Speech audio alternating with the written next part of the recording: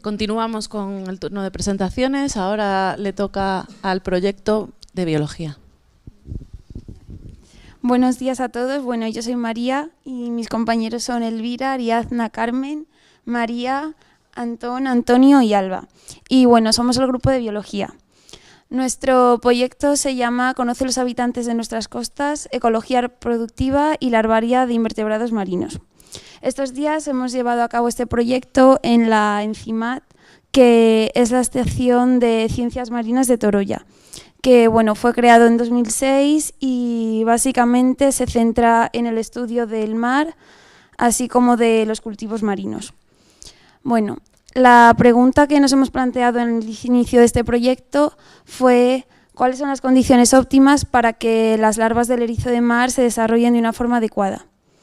Entonces, lo hemos dividido en 3 etapas.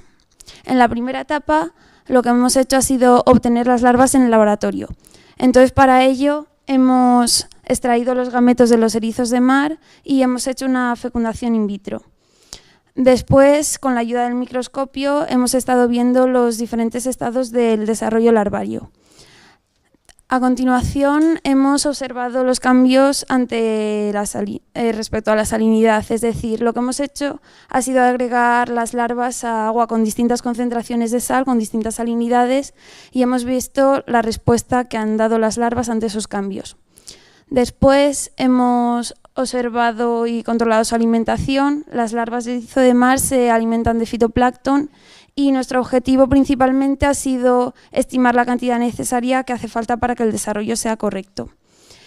Entonces, bueno, a continuación mis compañeros van a entrar un poco de una forma más profunda en estos temas. María y Elvira nos van a explicar cómo hemos obtenido las larvas y su desarrollo. Después, la salinidad va a ser explicada por Alba y Ariadna. La alimentación va a ser explicada por Antonio y luego Carmen va a concluir con un pequeño resumen de todo lo que hemos aprendido y las conclusiones del trabajo. Pues antes de realizar los distintos experimentos para encontrar las condiciones óptimas que necesitan las larvas para desarrollarse, hemos obtenido los gametos y los hemos fecundado para formar los embriones y someterlos a distintas condiciones mientras se están desarrollando. Lo primero que hemos hecho es obtener los gametos. Para ello hemos inducido la puesta mediante inyectándoles cloruro potásico en la membrana alrededor de la boca. Con esto hacíamos que cambiara la salinidad del medio en el que vivían y así los estimulábamos y dejaban caer los gametos. Esto se debía a que, a causa de grandes cambios en el medio en el que viven, peligra su supervivencia y hacen que dejen su descendencia rápidamente. Después los pusimos boca arriba en un vaso de precipitados para que cayeran ahí los gametos y una vez que teníamos los gametos se podían diferenciar los que eran masculinos y femeninos. Los gametos blancos eran los espermatozoides, como se ve en esta foto, y se necesitaban mantener en frío para su mantenimiento. Mientras que los gametos rojos anaranjados eran los óvulos y teníamos que añadir agua de mar esterilizada. Una vez recogidos los gametos procedimos a realizar la fecundación in vitro. Primero preparamos una probeta con 100 mililitros de agua esterilizada y añadimos los óvulos. Una vez añadidos los óvulos introducimos los espermatozoides y agitamos el cultivo con una varilla. Y lo dejamos reposar durante 30 minutos. Una vez acabados los 30 minutos, cogimos una muestra y la observamos desde el microscopio y observamos cómo se diferenciaban los óvulos que estaban fecundados de los que estaban sin fecundar. Y esto ahora lo va a desarrollar mi compañera María. Yo voy a hablar del desarrollo de los embriones, cogiendo muestras de la probeta donde efectuamos las fecundaciones. Pudimos ver las distintas fases del desarrollo en función de la hora. Durante la primera media hora vimos cómo se formaba la membrana de fecundación alrededor de los óvulos fecundados. A lo largo de las siguientes 4 horas vimos cómo cada célula se fue dividiendo sucesivamente en 2 hasta alcanzar el estado de mórula, en el que había más de 64 células juntas y agrupadas, rodeadas de la membrana de fecundación.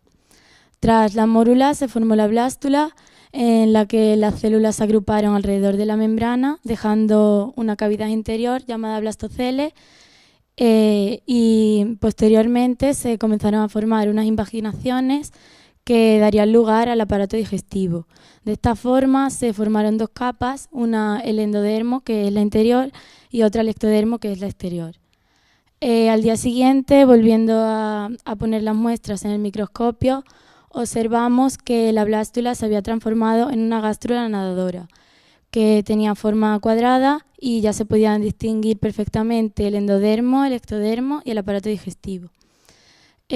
Tras la gástrula se formó completamente la larva Pluteus, que es como se llamaba tras tener el aparato bien formado, y se comenzó a formar una tercera capa llamada mesodermo, que estaba intermedia entre las otras 2.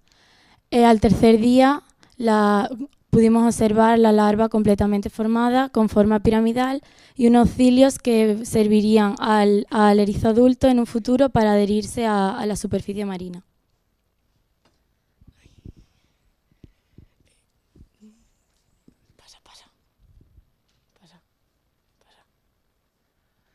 Uno de los experimentos que realizamos en los laboratorios de la CIMED fue el de responder a la pregunta de cuáles son las condiciones óptimas de salinidad para el desarrollo de las larvas.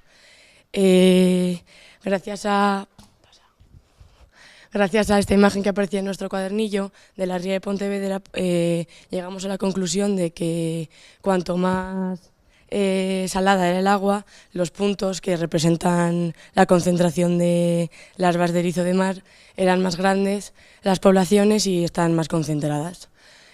Así que nuestra hipótesis fue que cuanto más salada fuese el agua, más concentración de erizos había. Así que para comprobar nuestra hipótesis usamos concentramos el agua de mar en diferentes tratamientos, que son cada una de las distintas condiciones a las que se somete el cultivo. Y había 5, y de esas había 3 réplicas de cada una, que son las veces que se repite cada tratamiento. Para realizar el experimento utilizamos unos vasitos pequeños de unos 25 mililitros en los que mezclamos agua marina y agua dulce. Y por cada 20 mililitros de agua había unos 0,7 mililitros de cultivo. Así conseguimos que por cada mililitro hubiera 200 larvas de erizo de mar. Y las concentraciones eran del 0%, el 25%, el 50%, el 75% y el 100%. Las pipeteamos con micropipetas, las distintas salinidades, y quedan así en plan... las pipeteamos con micropipetas y luego introducimos las larvas. Y el agua la sacamos de los tubos que tiene la CIMAD, que los extraen del agua de mar y del agua dulce, la esterilizan, la canalizan, la calientan y la transportan a los distintos laboratorios. Luego introducimos las larvas y las dejamos reposando unas 24 horas para ver quién moría, quién se desarrollaba y cuáles no. Y sin aireación ni nada, y cosa que en otros experimentos sí que utilizamos para simular el agua, para que hubiera más aire y estuvieran más oxigenadas, para simular el movimiento de las olas y para que no estuviesen apelotonadas y no se murieran. Bueno, pues transcurridas las 24 horas, nos disponemos a comprobar los resultados. Para ello, lo que hicimos fue coger pequeñas muestras de cada uno de los tratamientos y colocarlas sobre las cámaras de contaje para hacer un recuento. Los datos obtenidos del recuento los clasificamos en larvas muertas, en larvas todavía en estado de gástrula nadadora y también en larvas Pluteus. Los resultados que obtuvimos fueron que tanto en agua dulce, o sea, todas las variaciones que metimos hasta agua de mar al 50%, el porcentaje de mortandad fue de 100%. Posteriormente, en el tratamiento número 4, que era agua de mar al 75% y 25% de agua dulce, ya vemos una variación. El 6% de las larvas murió, un 61% todavía estaba en estado de gástrula nadadora y un 33% en larva Pluteus, lo cual nos demuestra que, a pesar de que el porcentaje de mortandad no es demasiado elevado, sí que el desarrollo es más lento de lo que debería. Y finalmente, en el agua de mar pura, que está normalmente entre unas 35 y unas 37 partes por mil de sal, pues sí que vemos que el 95% de las larvas estaban en estado Pluteus y no había, sin embargo, ninguna muerta. Y finalmente, para acabar, tuvimos que medir exactamente qué porcentaje de sal había en cada tratamiento. Para ello utilizamos el salinómetro, que es un aparato que nos puede medir diferentes cosas dependiendo de la sonda que le coloquemos.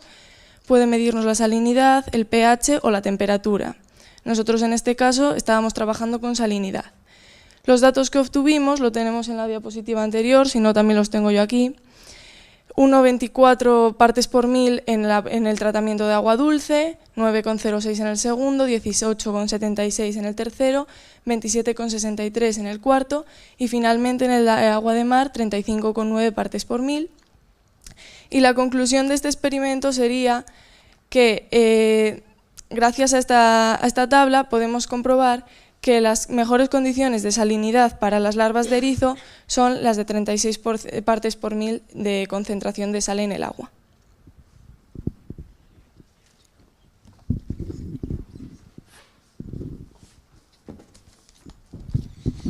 Bueno, a continuación hablaremos de la alimentación de las larvas.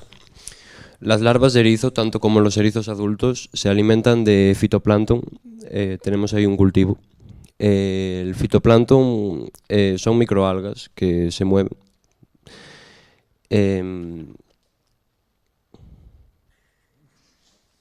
Al principio las larvas se alimentan del vitelo que se encuentra proporcionado por la madre del erizo en los óvulos. Es esa cosa naranja que veis ahí que da el color a las larvas característico. Hasta el estado de larva Pluteus no empieza a alimentarse del propio fitoplancton que encuentra en la columna de agua, ya que no tiene estructuras suficientes para tomar el alimento. A la hora de tomar el alimento se tienen en cuenta muchos factores. Por ejemplo, el tamaño del fitoplancton es muy importante, debido a que si es muy grande la partícula de fitoplancton no serán capaces de arrastrarla hasta su boca, y si es muy pequeña tampoco, porque no serán capaces de atraparla. La concentración de fitoplancton también es muy importante, debido a que si no hay, obviamente se morirán, y si hay demasiada, será demasiado volumen y serán incapaces de ingerir toda la cantidad. Las larvas de erizo se dice que son fototácticamente positivas. ¿Qué significa esto? Bueno, significa que van hacia la luz por instinto. Entonces, en el medio marino, en la columna de agua, irán hacia la superficie del agua, que es donde se encuentra también el fitoplancton, debido a que al realizar la fotosíntesis necesita una fuente de luz y hará que naden hacia arriba, de manera que encuentren alimento más fácilmente que en las zonas de abajo.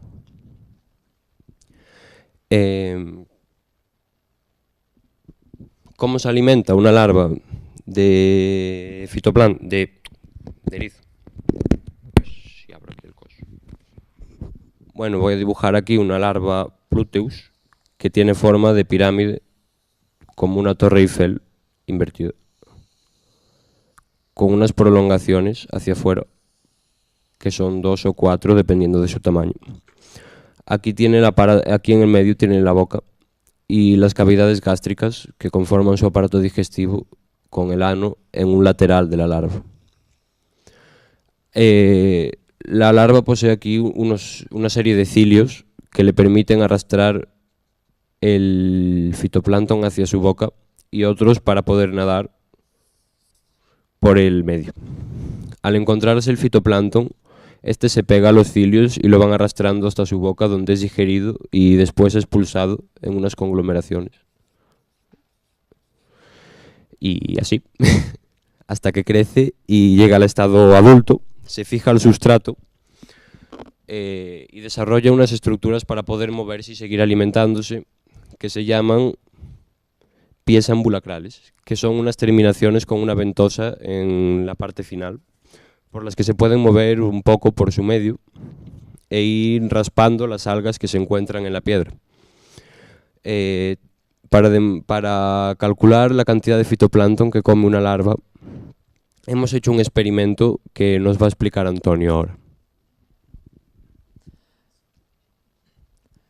Este experimento consistía básicamente en averiguar cuál era la cantidad necesaria, adecuada, la más adecuada para las larvas, porque como bien ha dicho Antón, si son muchas no pueden con todas y si son pocas, pues obviamente no son suficientes.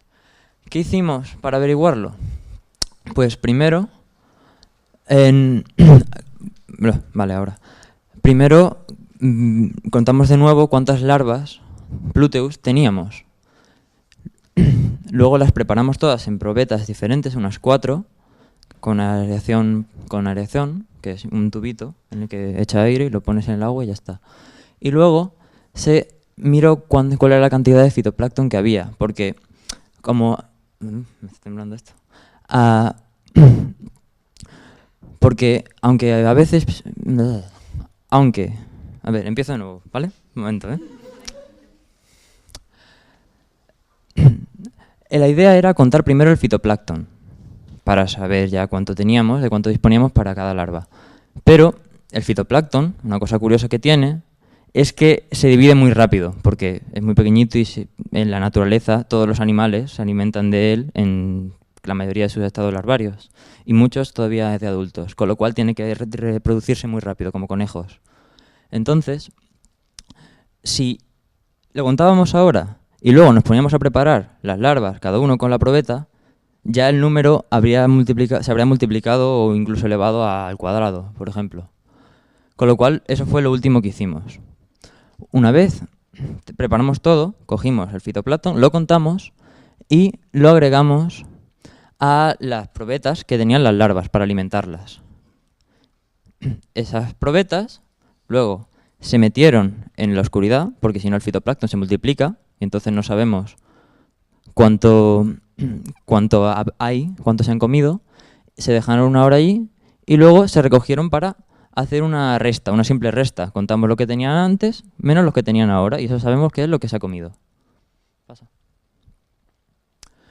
Para contar cuánto fitoplancton teníamos, utilizamos lo que se conoce como una placa Neubauer, o Neubauer, como lo queráis llamar, que es una placa muy especialita, porque hay que tener muchísimo cuidado con ella, es muy cara, y para poner la muestra hay que colocar primero un portaobjetos sobre esta zona que veis aquí, y esto que hay aquí son canales, y tienes que coger una micropipeta o una pipeta y ponerla justo en este canal y apretar para que recorra todos los canales y si llega a toda la zona y lo puedes contar fácil, pero hay que tener mucho cuidado porque al ser un canal tan pequeño, la más mínima gota de aire se va a quedar ahí. Entonces eso es bastante complicado porque cuando coges la pipeta puedes coger un poco de aire y lo pones y tienes una cosa así que no puedes quitar y ya es muy complicado contar. Pero claro, se me ha olvidado comentar una cosa. Cuando vas a contar el fitoplancton, tienes que tener en cuenta de que eso se mueve. Entonces, ¿cómo lo haces para contar algo que se está moviendo continuamente y que es tan pequeñito, que incluso en el microscopio a veces cuesta verlo? Pues directamente los matas. Si están muertos no se reproducen. Pues ya está. Y se quedan quietecitos, pues los cuentas. Y eso fue lo que hicimos. Como veis, le agregamos el fitoplancton a las plantas, los conservamos en la oscuridad y se conta al final. Dale clic al...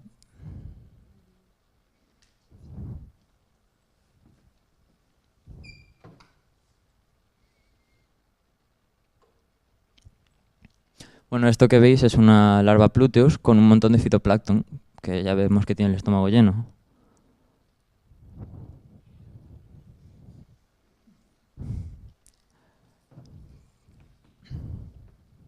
Pues se contó el inicial, se restó y saldrían, creo que se necesitan para alimentar unas 200 larvas, unos 3.300.000 de fitoplancton.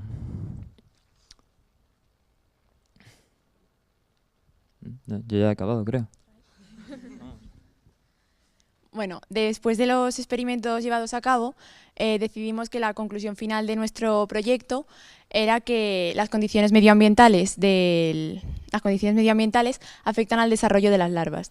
De los muchos factores que influyen, nosotros estudiamos la salinidad, la dieta, el espacio y la luminosidad. Cuanto más parecida sea la salinidad del agua donde están las larvas a la del agua del mar, mayor cantidad de larvas se van a desarrollar. En cuanto a la dieta, hay que tener en cuenta que el tamaño del fitoplancton es muy importante porque si es muy grande, con los tilios no lo pueden atrapar, y si es muy pequeño, pues pasa lo mismo, pero porque es pequeño. También hay que tener en cuenta la concentración, porque si hay muchas se saturan y entonces tampoco se alimentan bien. El espacio influye bastante porque si no tienen espacio suficiente se quedan sin oxígeno y por lo tanto mueren. Y por último, la luminosidad, ya que son fototácticamente positivas y entonces son atraídas por la luz y eso hace que naden hacia arriba.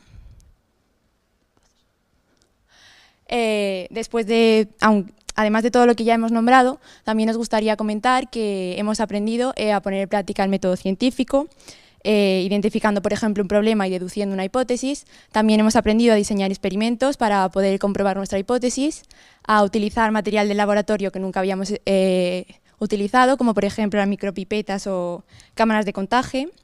También hemos aprendido la importancia del fitoplancton y su alto coste, ya que las empresas pueden llegar a invertir hasta un 50% de su presupuesto para producirlo.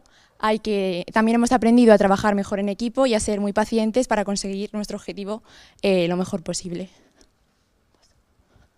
Nos gustaría dar las gracias en último lugar a Elsa y a Laura, que no han podido venir, pero nos han enseñado muchas cosas, a los campus científicos por la oportunidad que nos habéis dado y a nuestras monitoras y nuestros compañeros por los buenos momentos que hemos pasado con vosotros.